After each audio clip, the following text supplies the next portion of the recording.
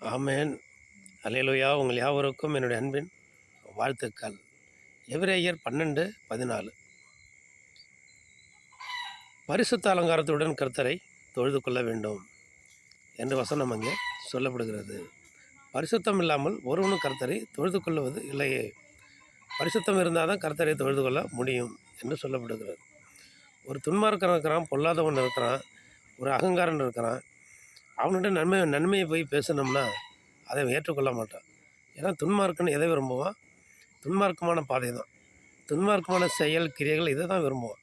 அவன்கிட்ட நல்லவன் போய் சேர்ந்து வேலை செய்ய முடியாது, நல்லவன் அவன்கிட்ட வாசம் பண்ண முடியாது, நல்ல காரியங்களை அவன்கிட்ட பேச முடியாது, நல்ல செயல்களை அவன்கிட்ட செய்ய முடியாது, நல்ல வார்த்தைகளை அவன்கிட்ட பேசவும் முடியாது. நன்மைனா என்னமே தெரியாது துன்மார்க்கன். அப்போது பொல்லாதவர்கள் தான் இருப்பாங்க, கபடு உள்ளவங்கள்ட்ட கபடுகள் தான் இருப்பாங்க, அக்கிரமம் செய்கிறவங்கள்ட்ட அக்கிரமக்காரர் தான் இருப்பாங்க. அவங்கவுங்களுக்கு ஏற்ற போல தான் அவங்கவுங்கள ஆட்களை வைத்து கொள்வாங்க, அவங்க நண்பர்களை அமைத்து கொள்வாங்க. ஆனால் நம்ம ஆண்டவர் பரிசுத்தம் உள்ளவர், நம்ம கர்த்தர் பரிசுத்தம் உள்ளவர்.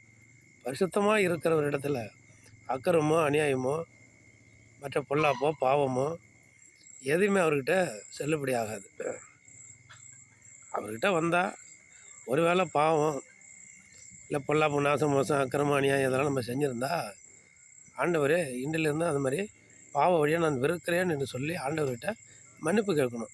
மன்னிப்பு கேட்டு எல்லாத்தையும் விட்டுட்டேன்ப்பா, என்னை மன்னிச்சிருங்க, இனிமேல் புதிய மனுஷனாக வாழுறேன் அப்படின்னு சொல்லணும். அப்படி இல்லைனாக்கா ஆண்டவர் பரிசுத்தமாக இருக்கிறது போல் நம்ம பரிசுத்தமாக வாழ நம்ம தான் ஒப்பு கொடுக்க வேண்டும். ஒப்பு கொடுத்து அப்படி வாழணும். அப்படி வாழும்போது ஆண்டவர் நமக்கு கிருபை செய்கிறார், நன்மை செய்வார். எல்லா பாவத்தையும் நம்மளால் நினைக்க மாட்டார்.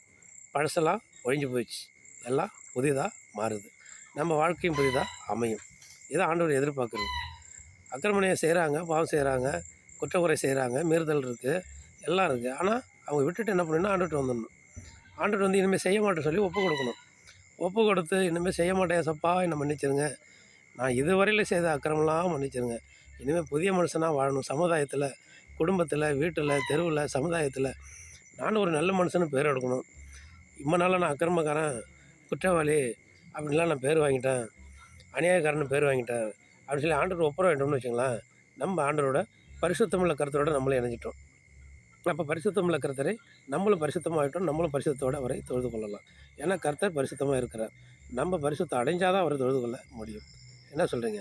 இன்றைக்கே பரிசுத்தம் அடைவோம், ஆண்டவராக இயேசப்பாவை தொழுது கொள்வோம். அவர் நமக்கு வேண்டிய எல்லாவற்றையும் செய்வார். என்ன சொல்கிறீங்க? ஆமென். அல்லேலூயா.